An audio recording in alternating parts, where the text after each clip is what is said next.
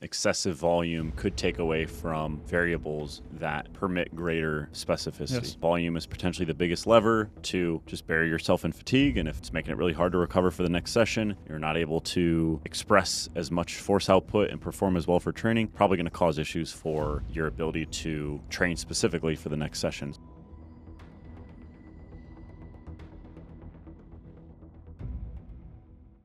I know that you have returned quite a bit to just some higher level principles about specificity, and it kind of being something that you have reflected on not only in the strength data but also in other data sets as well. So I'm curious your thoughts about just high level principles about how it's impacted how you view programming and coaching. Yeah, I mean, as far as looking at basically all the research that we have in terms of principles for strength, I think specificity essentially shows up at every corner. I think everybody knows specificity is important, but I don't know I expected it to be to the degree that it is. And I think there are areas in practice that have been explored in the research that just further shine that light to be the case even more.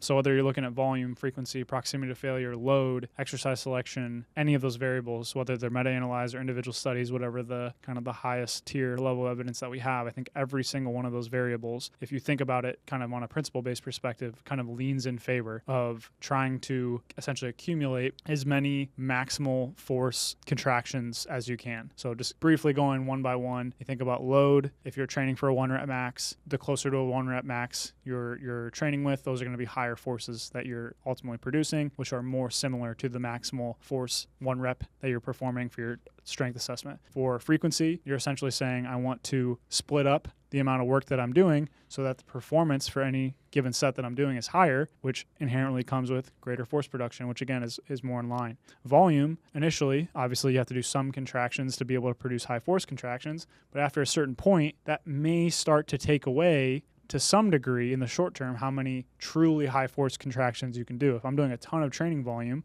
that might in the short term not allow me to have as much performance under the curve. That may be offset by the fact that that has some positive effects, but in the short term, maybe that's not the best strategy. Proximity to failure, if you put a given load on the bar, the closer to failure that you go, the more I'm going to be dropping my force production throughout that set, and that also probably has greater implications on the rest of my session and the rest of my training block in terms of the fatigue that may be accumulating, which is going to be less overall force production in that block. So you can basically pick out any single one of these training variables, and from my perspective, that's the story that comes out through dramatically. And then further, when you take all of those principles and put them in the real world, I think every single one of those is also coming through.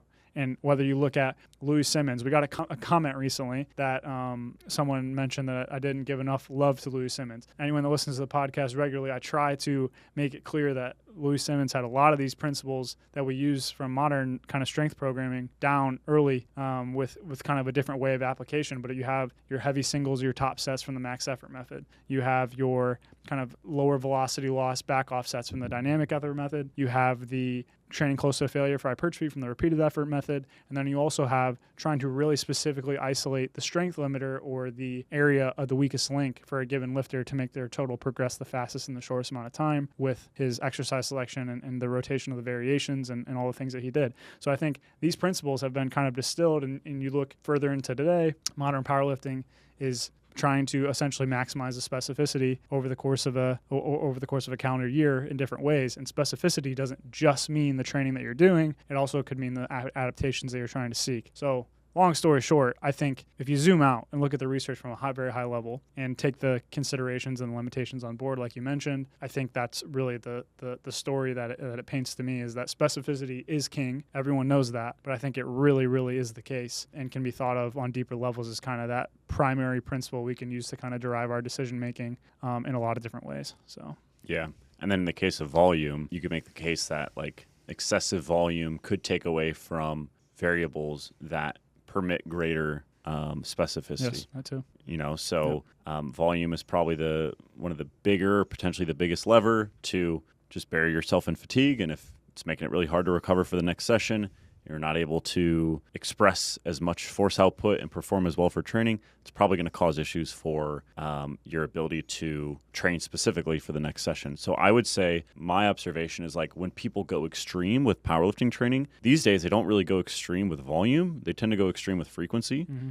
Is that a I fair think so. observation? I think you can crank up the volume, Mhm. but at least right now, as of recording this, there's kind of a trend towards higher frequency, it seems. I do think that squares somewhat with the data, and that kind of leads me to the way that I've kind of reconceptualized dosage specifically for strength athletes. I would say before I probably conflated like basically direct and indirect sets quite a bit. So what I mean by that is if I'm thinking of someone's deadlift training, I would not only think of their deadlift sets, their close variations, but I'd also probably layer in like their hamstring and their glute training, or potentially training for the spinal erectors. I would say that for the reasons we've discussed and understanding the role of specificity, I would probably split that up into two these days, and I would think of it as specific dosage. So that would be basically the sets per week with the main movement or a close variation, and then non-specific dosage. So that'd be sets per week to build the musculature that is contributing to the main movement.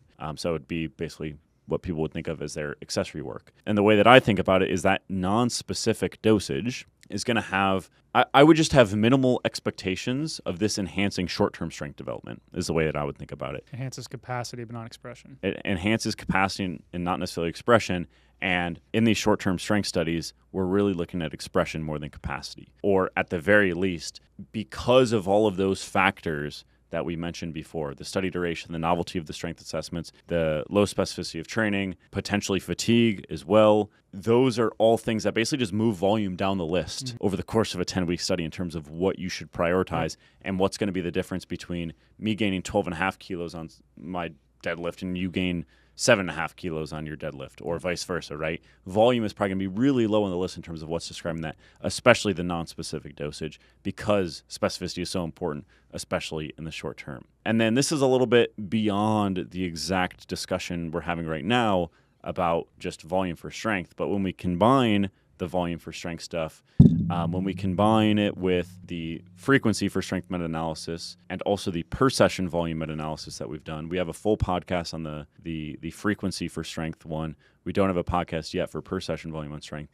But when I kind of triangulate all of those, personally, I think that kind of your specific exposures, so basically the number of days per week that you're doing the main lift or close variation, is a primary input to manipulate in practice. So before, I might have thought of it more in terms of volume, right? So, okay, if I'm going to make a change, if I'm going to dial things up, I'll go from 12 to 18 sets per week. That's a 50% change. Whereas now, if you're going from 12 to 18 sets, but you're staying at a 2 times per week frequency, I probably have lower expectations that that's going to move the needle a ton for strength. I think it might increase strength capacity, but I also think it might have some negative effects on short-term strength expression. And I think in terms of short to moderate term strength development and expression, I think the specific exposures and keeping those specific exposures within pretty narrow bands of per session volume, kind of the way that I think about strength training these days, is really one of the main dials I'm playing with from like a volume and frequency perspective is just the number of those specific exposures. So the number of days per week you're doing the squat, bench, or deadlift or a close variation, and less of an emphasis on total weekly volume. In a way, I think that is kind of volume in disguise, is the way that I'm kind of conceptualizing it. If you consider the quality of those exposures. And when you say in disguise, that wouldn't show up in our analysis. Correct. It's essentially saying the effective frequency, to me, in a roundabout way, kind of is volume if you say that the quality of the exposure determines whether it counts or not. So let's say I had 6 sets of squats, right? That's 6 sets of squats, but if I split those up into 2 sessions now, and that first set now exceeds some sort of threshold of performance that's relevant, that's really specific, high enough force, etc. Now I have 2 of those exposures that count towards this really specific performance instead of just 1, because the fatigue within the session of doing 6 sets of squats makes those later sets, they obviously contribute to some degree, but maybe substantially less so. So that's exactly how I kind of think about it too, is like, all right, we have this bucket of work. This bucket of work is going to provide stimulus for strength expression via multiple routes, neuromuscular adaptations, just sheer number of repetitions for practice. It's going to provide some stimuli for the actual strength capacity, muscle size, other adaptations, work capacity, etc. It's going to provide some fatigue, and then that's all going to play out into the performance dynamics that you need to manipulate on what's the goal right now. Are we trying to optimize our ability to express our strength capacity, or are we trying to optimize our ability to develop the capacity to later then express it?